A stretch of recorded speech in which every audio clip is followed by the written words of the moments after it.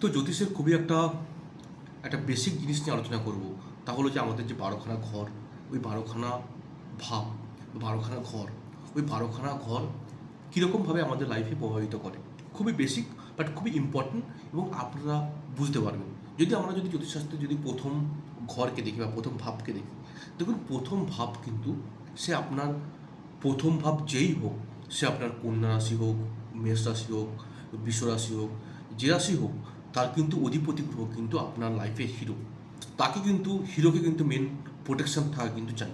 তো প্রথমত বলে রাখি, প্রথম যে ভাব, মেন যে প্রথম ভাবের যে অধিপতি গ্রহ ভাব, যে আপনার যেটা লগ্ন রাশি হচ্ছে, সেটা কিন্তু খুব ইম্পর্টেন্ট একটা স্থান। তো সেটা কিন্তু মেন আপনার লগ্ন স্থান।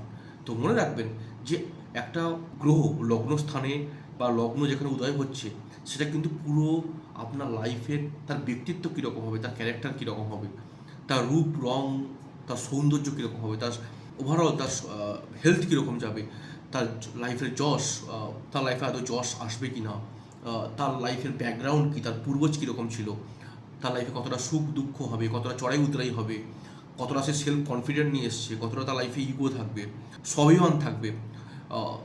তো এটা কিন্তু মেনলি আমরা কিন্তু প্রথম হাউস থেকে ইন্ডিকেট করি। তো প্রথম হাউস কিন্তু অত্যন্ত একটা ইম্পর্টেন্ট স্থান। তাই প্রথম ভাবের কিন্তু বা ফার্স্ট হাউস বা আপনার লগ্নের অবস্থান কিন্তু অত্যন্ত ইম্পর্টেন্ট। লগ্ন কার সাপোর্ট পাচ্ছে, কোনো গ্রহের দৃষ্টি পাচ্ছে কিনা, কোনো শুভ গ্রহের দৃষ্টি পাচ্ছে কিনা, বা কোনো পাপ কর্তালি যোগে ফেসে আছে কিনা, সে অত্যন্ত ইম্পর্টেন্ট। তাই আপনার লাইফের কিন্তু মেন হিরো, যেগুলো গল্পের যেরকম একটা স্টোরির যেমন একটা হিরো থাকে, তেমনি আপনার লাইফের কিন্তু আপনার হরোস্কোপের কিন্তু হিরো হলো কিন্তু লগ্নের অধিপতি গ্রহ বা লগ্ন। তো সেই জন্য বলি ফার্স্ট হাউস প্রচণ্ড মাত্রায় ইম্পর্টেন্ট। দেন দ্বিতীয় ভাব বা সেকেন্ড হাউস। ফার্স্ট হাউসে কী গেল, ফার্স্ট হাউসে গেল যে ব্যক্তি কীরকম হবে। সেকেন্ড হাউসে কিন্তু গেল তার ফ্যামিলি কীরকম হবে, তার ব্যাকগ্রাউন্ড কীরকম, তার কতটা লাইফে ধনসম্পত্তি হবে, তার লাইফের আর্থিক স্থিতি কীরকম থাকবে, আত্মীয় পরিজন কীরকম হতে পারে, কুটুম্ব স্থান কীরকম হতে পারে।